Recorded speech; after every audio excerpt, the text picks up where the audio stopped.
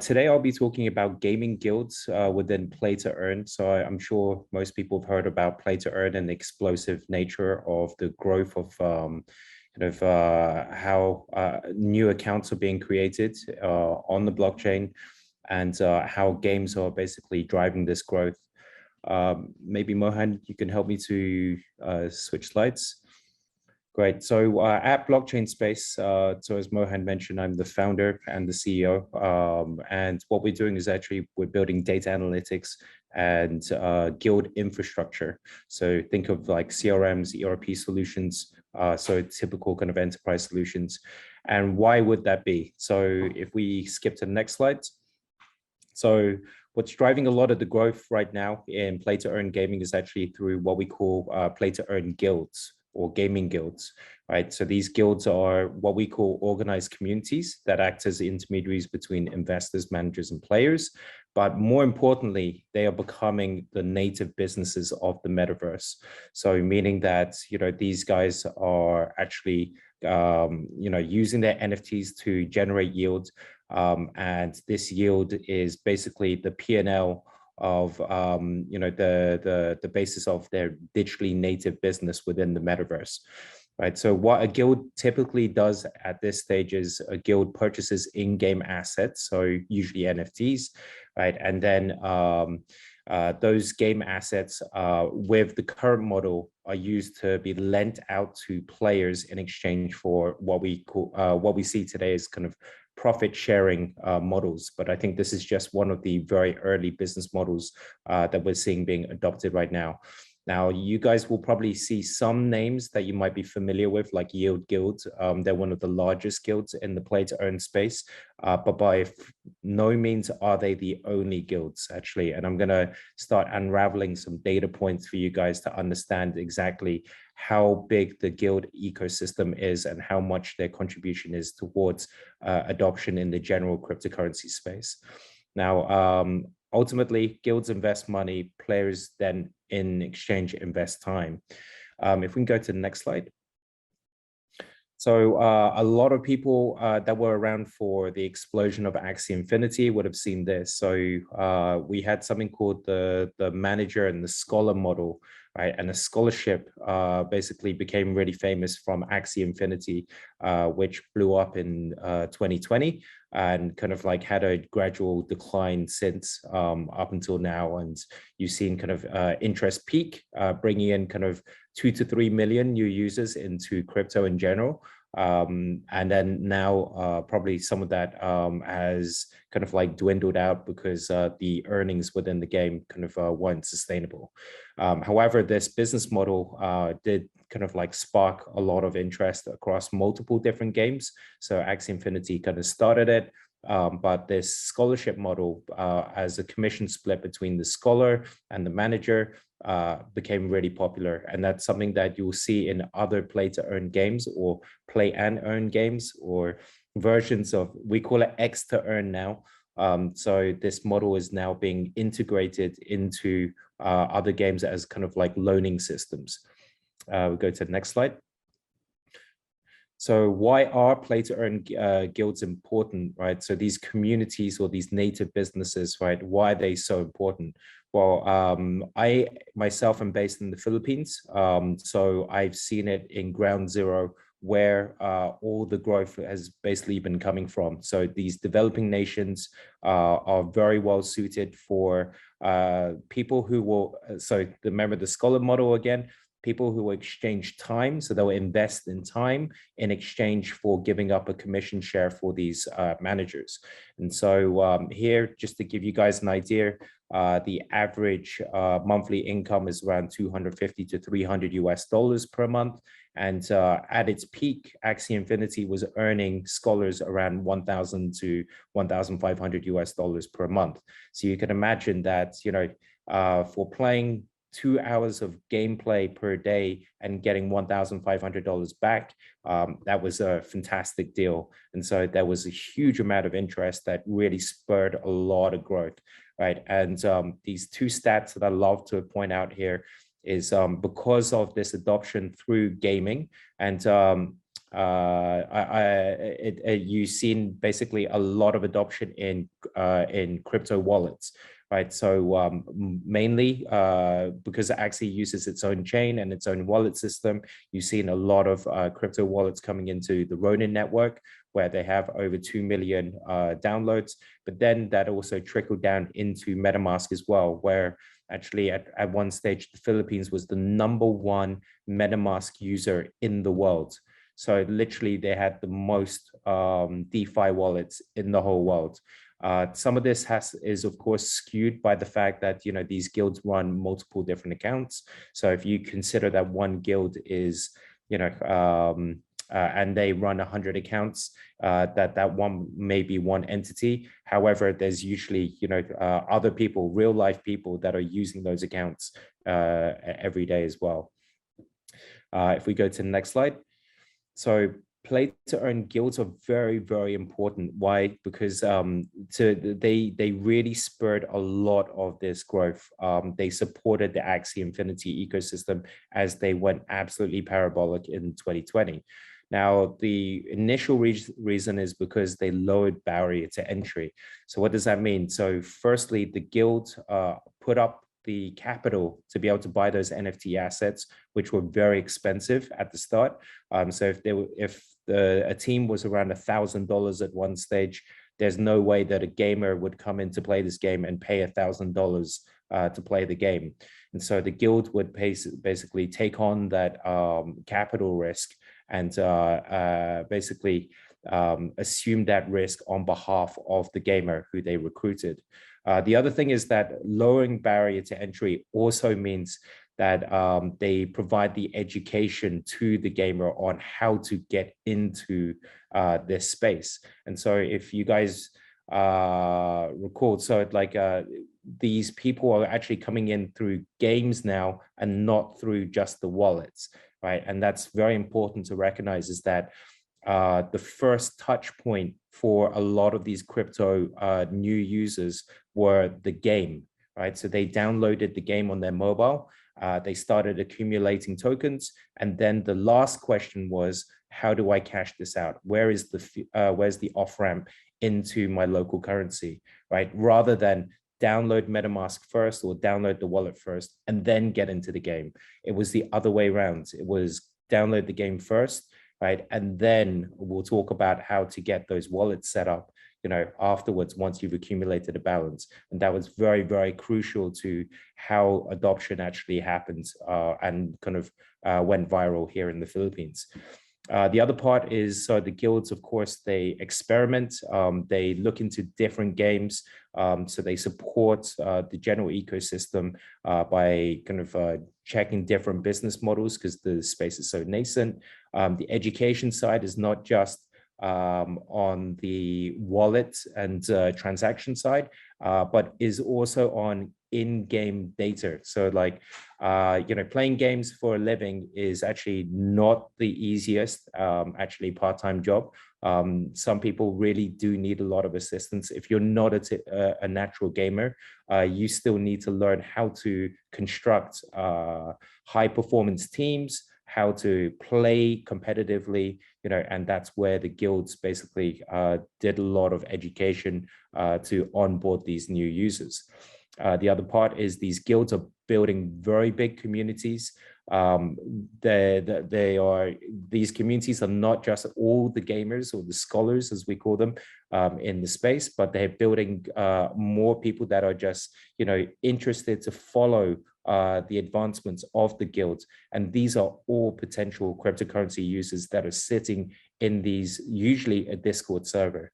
Right. And then, of course, guilds invest into the GameFi space and help to support basically other NFT projects. If we go to the next slide. So this is something I love to highlight, right? A couple of data stats that come from our own database, right? So ourselves, we've been aggregating data on over 23,000 play to earn guilds around the world. You'd probably not realize that there are that many gaming guilds around the world. And the reason that there are that many is because the definition of a gaming guild has slightly changed because of this play to earn mechanic, right? So for us, the definition of a gaming guild starts as low as managing 10 accounts, right? So as long as you're managing 10 accounts and above, you are actually classified as a gaming guild, right? And that means that actually there are a lot of guilds that are just managing smaller communities, right? And we will dig into those details in a bit. But if you have a look here also that the average number of people in a Discord server is around 35, right? And then considering that, sorry, no, 125, average Discord members is 125, then you multiply that by around 23,000 guilds that are out there, you've got over a reach of around 3 million people that these gaming guilds can actually activate, right? So very, very important in terms of like driving growth and adoption, right? If we go to the next slide, then we start to kind of dig into who are these gaming guilds, right? So as mentioned, so a lot of people probably know YGG, so Yield Guild Games, as a gaming guild, and probably one of the largest ones that are just kind of driving the narrative and have kind of like they're at the forefront of the industry. However, what we've done is we've taken the data insights and looked into actual segmentation of this gaming guild industry and realized that there is actually a micro, mid-tier, and a macro tier, right? And you can see in terms of market size that the micro guilds actually dominate and have been driving the growth of the gaming guild space, right? So they actually represent 97% of the total gaming guild market, right?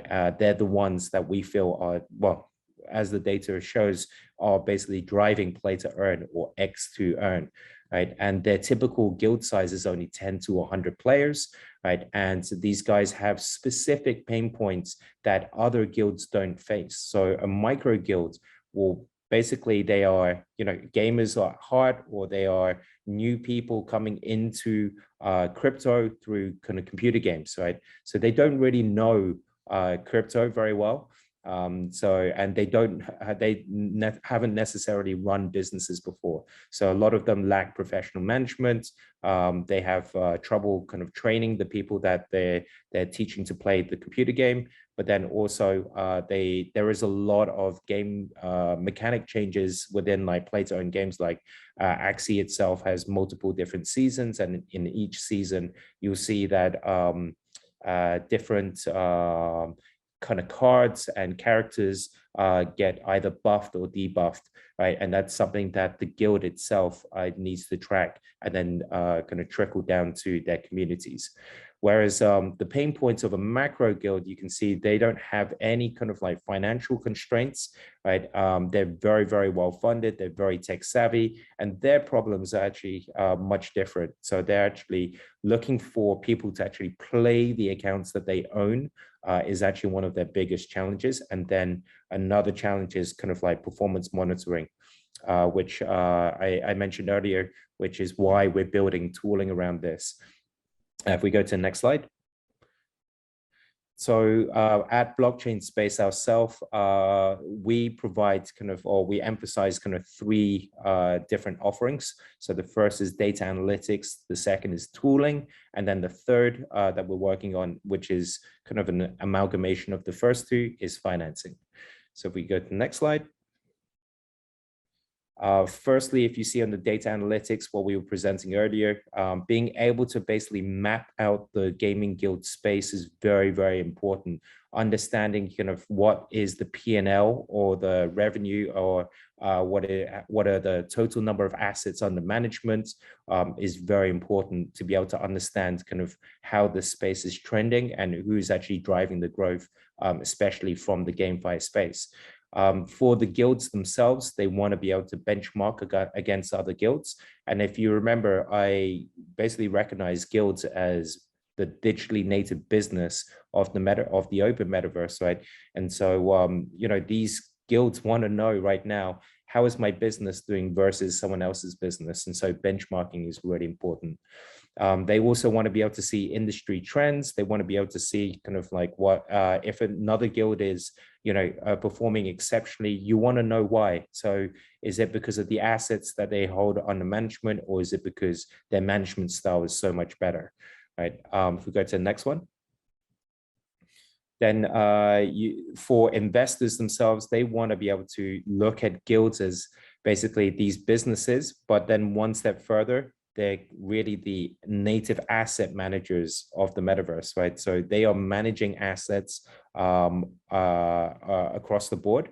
And people want to be able to know, like, if I had assets and I wanted someone else to manage them, who are those best asset managers across the world, right? And being able to kind of segment and highlight each of those asset managers or guilds, right, is very, very key. So identifying best guilds, very important, right? For investors, they might even want to invest in those guilds, or provide kind of like all the typical kind of financial services that any business would want in the regular world. Next one. And then again, remember, so for a gaming guild, one of their biggest challenges is really understanding kind of in-game changes and in-game meta, because you can spend thousands of dollars on game assets, but you have no idea whether those game assets are actually high performing or not. And so having the proper data analytics be able to tell you which game assets are performing the best. So for games, of course, you want to see like what combination of game assets provide the best win rates, right? Which ones can farm you the most rewards, right? And that's very, very important for the guilds. So the next one. So basically at BlockchainSpace, what we do is we treat these guilds as regular businesses, and we provide kind of like CRM, ERP solutions for these gaming guilds who, basically want to be able to manage their accounts better. They treat each of their wallets as basically their bank accounts, right? And when you onboard, let's say 100 players, you were doing payroll for 100 people.